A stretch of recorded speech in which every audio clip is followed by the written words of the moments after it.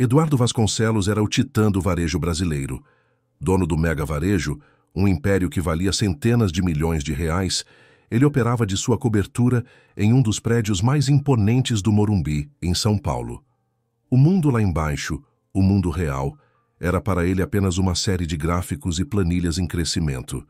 Ele era um bom capitalista, mas um péssimo capitão, distante da base de seus quase 20 mil funcionários. Eram 10 horas da manhã, em ponto de uma terça-feira abafada em São Paulo. Eduardo, irreconhecível sob um boné simples, uma camiseta de time e uma calça jeans manchada, sentia-se um ET. Seu plano de ir de incógnito levava-o ao pior ponto de venda de toda a rede, a unidade do mega varejo na divisa com Paraisópolis. O choque foi imediato e brutal. O ar aqui era pesado, o som da rua ensurdecedor. Ao entrar no supermercado, o cheiro de mofo e desinfetante barato o atingiu. Os corredores estavam escuros, com lâmpadas queimadas e gôndolas vazias. Um contraste humilhante com os e-mails que ele enviava, exigindo excelência. Meu Deus, que vergonha, pensou Eduardo, sentindo a raiva esfriar em culpa. Ele pegou um carrinho que parecia ter vindo da década de 70 e começou a caminhar. O motivo de sua visita era o péssimo desempenho e as reclamações anônimas. Mas ele logo descobriu que o problema não era a gestão, era a alma da loja. O clímax veio no setor de caixas. Apenas duas operavam. Na caixa número 3, uma jovem, Renata Martins, passava os produtos. Mas ela estava chorando. As lágrimas desciam silenciosamente pelo rosto dela, pingando na balança e no teclado da máquina registradora. Ela sorria forçadamente aos clientes, piscando rapidamente para secar a dor. Mas o sofrimento era visível. Eduardo se colocou na fila, observando o drama com a boca seca. Quando chegou a vez dele, Renata levantou os olhos. Estavam vermelhos, inchados. "Bom dia, senhor. O senhor encontrou tudo?" perguntou ela, a voz fina e embargada. Eduardo abandonou o papel de cliente. Inclinou-se sobre o balcão. "Moça, por favor, você não está bem. O que aconteceu? Pode me dizer?" Renata olhou rapidamente para o lado, para a sala do gerente, e sussurrou desesperada. "É que minha filha, Sofia, de 4 anos, ela está internada, com uma febre que não baixa. O médico passou um antibiótico caríssimo. Eu devia estar com ela, mas preciso do meu salário." "Seu salário?" perguntou Eduardo, sentindo o nó na garganta. "Sim, eu deveria ganhar R$ 1.500. Mas o gerente, o Roberto, disse que a crise fez a empresa cortar os salários. A gente só recebe R$ 1.000 e ainda por cima está atrasado há 10 dias. Eu não tenho um centavo para comprar o remédio dela." A confissão de Renata foi um soco no peito de Eduardo. R$ 1.000. Ele gastava isso em um único jantar. 1.500 era o piso que ele, Eduardo Vasconcelos, havia assinado no contrato para os caixas. A diferença estava sendo roubada. Eduardo se afastou da caixa, fingindo ter esquecido algo. Ele parou na gôndola de temperos e sacou o celular. "Renata, me escuta", disse voltando rápido. "Não me deve explicações, mas sua filha é a prioridade." Eduardo tirou um maço de notas de 50 e R$ 100. Ele contou R$ 1.200, o dobro do que ela precisava. "Tome, pegue esse dinheiro. Compre o remédio, pague o táxi e vá ficar com sua filha. Volte só quando ela estiver bem." Renata estava em choque, as mãos tremendo ao pegar o dinheiro. "Não, senhor, eu não posso aceitar. Eu juro que devolvo. Não me deve nada. É uma doação. Vá, agora." Eduardo saiu do supermercado com a cabeça a mil, sentindo a dor de Renata como um peso em seus ombros. Roberto Freire não era apenas um gerente corrupto, era um verme que roubava a dignidade dos mais fracos. E ele, o CEO, era cúmplice pela omissão. No carro, ele ligou para seu assistente em um tom de voz que não admitia contestação. "Miguel, esquece tudo. Quero a auditoria completa de todas as folhas de pagamento dos últimos 2 anos da unidade de Paraisópolis. Depósitos, comprovantes, tudo. Quero saber o quanto o gerente Roberto Freire roubou.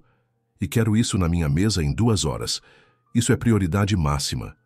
A missão de resgate de sua empresa e de sua própria alma acabava de começar. Eduardo Vasconcelos não voltou para sua mansão no Morumbi.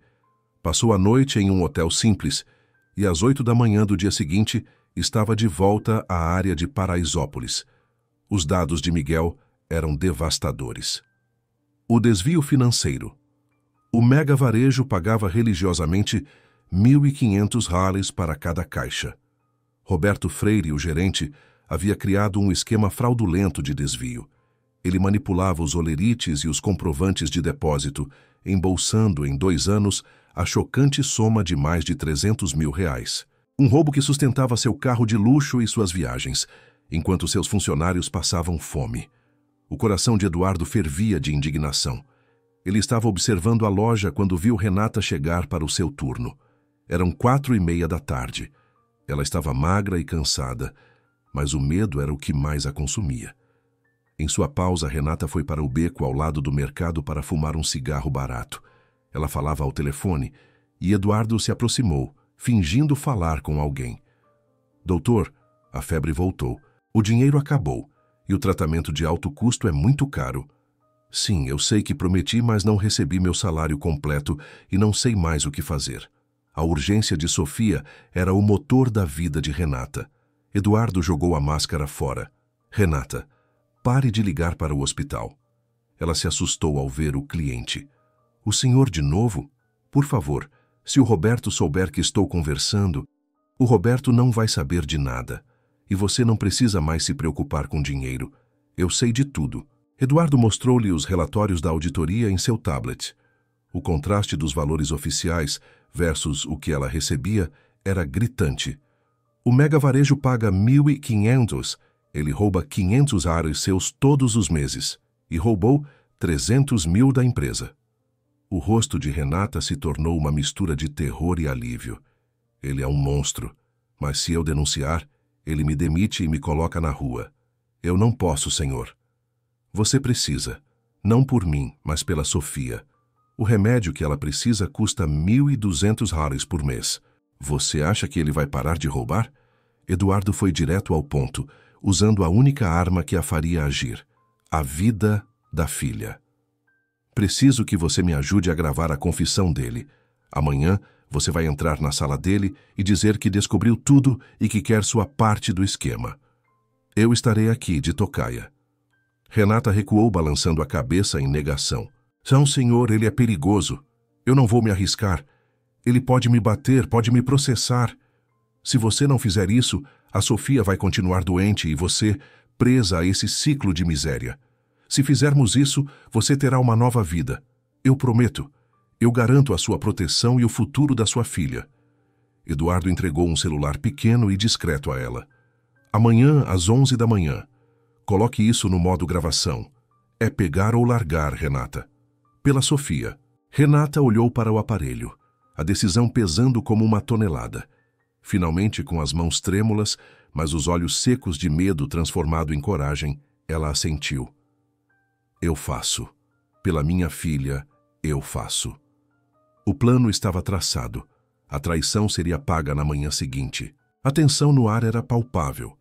Eram 10h50 da manhã.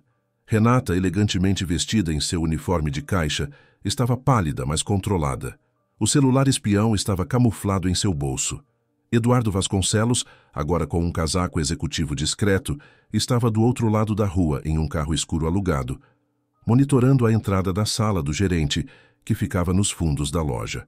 Pontualmente às 11 horas, Renata bateu na porta do escritório que dizia Gerência Roberto Freire. Entra, rápido!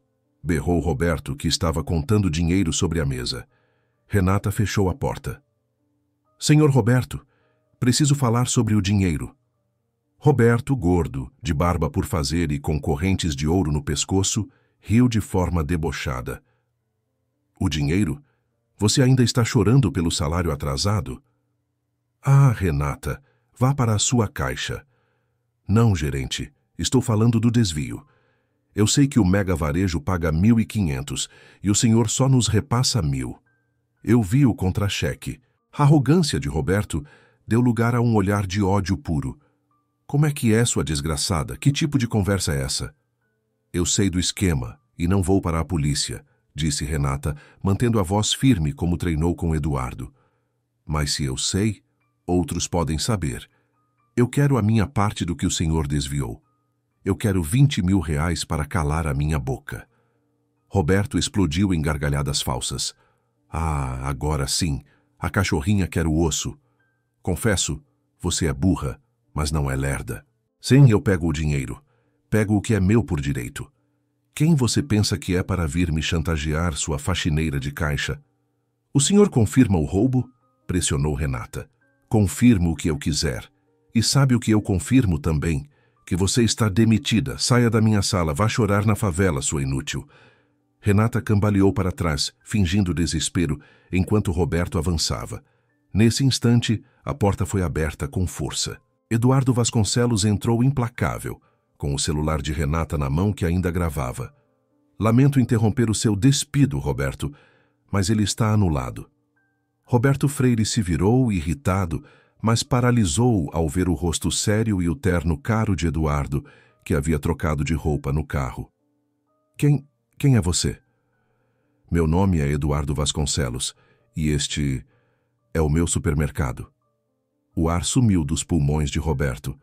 Seu rosto ficou roxo, e ele desabou na cadeira. Ele reconheceu o CEO bilionário, que só via em reuniões de fim de ano no PowerPoint. Senhor Vasconcelos, foi um mal-entendido. Eu posso explicar, implorou Roberto chorando. Não precisa. Já tenho a sua confissão completa neste áudio. Renata, você não está mais demitida. E nem nunca esteve. Eduardo ligou para a polícia militar em seu telefone particular. 15 minutos depois, 2 PMs entravam na loja, chamando a atenção de todos os funcionários e clientes. Este homem é Roberto Freire. Gerente, acabo de demiti-lo por desvio de fundos e roubo de salários. Ele deve ser preso e processado criminalmente. Roberto foi retirado algemado, sob os olhares chocados, e logo depois, aplaudidos dos funcionários. Eduardo se dirigiu a todos. A partir de hoje, todos os salários serão corrigidos, e o dinheiro roubado será devolvido com correção. Ele olhou para Renata, que estava em lágrimas. Renata Martins, você demonstrou mais coragem e integridade do que qualquer executivo que eu já tive. Você não é mais caixa. Você é a nova supervisora de caixas da Zona Oeste, com um salário de R$ 3.500 por mês. Os funcionários gritaram em uníssono. Renata só conseguia soluçar. E sua filha, Sofia, ela terá o melhor plano de saúde que o Mega Varejo pode oferecer. Cobertura total, de agora em diante. O milagre havia acontecido. 6 meses se passaram. Renata Martins era uma supervisora exemplar. Ela transformou o ambiente da loja de Paraisópolis, aplicando a humanidade que faltava. Sofia estava saudável, matriculada em uma boa escola e com o melhor acompanhamento médico que o dinheiro poderia comprar. A ética de Renata era implacável e sua visão prática. Em 6 meses, ela não apenas recuperou a dignidade dos funcionários, como aumentou a produtividade da loja em 40%. Em uma tarde de sexta-feira, por volta das 5 horas da tarde, ela recebeu um chamado para a matriz no Morumbi. Javier de la Cruz a recebeu em seu escritório luxuoso. Sente-se, Renata. Tenho algo a te dizer. Sim, senhor Eduardo. Eu fiz o meu melhor. E foi o melhor que vi em anos. Você é o modelo de integridade que eu perdi. E estou cansado de ver a gestão de São Paulo ser liderada por gente que só olha para gráficos. Eduardo abriu uma pasta com um novo contrato. Renata, sua supervisão não é mais o suficiente. Você é a única pessoa em quem confio. Quero que você seja a diretora regional de operações do Mega Varejo para o estado de São Paulo e Minas Gerais. Renata piscou, confusa. A proposta era monumental. Diretora? Mas, senhor, eu não tenho faculdade. Eu era caixa. Seus diplomas são a sua honestidade, Renata, e a experiência de quem sabe o que é chorar por causa de um salário roubado. Você vai garantir que isso nunca mais aconteça. Seu salário será de R$ 12.000 mensais, carro executivo, casa da empresa e bônus que podem chegar a R$ 200.000 anuais. Renata aceitou, emocionada. Não era apenas um cargo, era uma revolução. 2 anos depois, O retorno à origem. 2 anos se passaram. Renata era uma figura de poder e inspiração na empresa.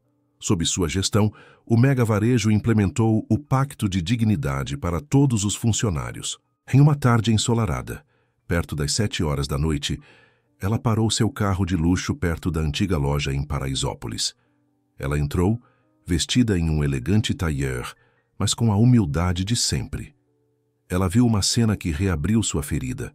Uma caixa nova, jovem, tentando ajudar uma senhora idosa que havia esquecido a carteira e estava envergonhada por não poder pagar as compras. Renata se aproximou, pegou a sacola da senhora e, com um sorriso, disse à caixa: "Deixe comigo, por favor. O Mega Varejo paga essa conta. É um presente da diretoria." O CEO Eduardo Vasconcelos observava de longe e sorriu. Ele havia dado o dinheiro, mas Renata havia herdado o legado.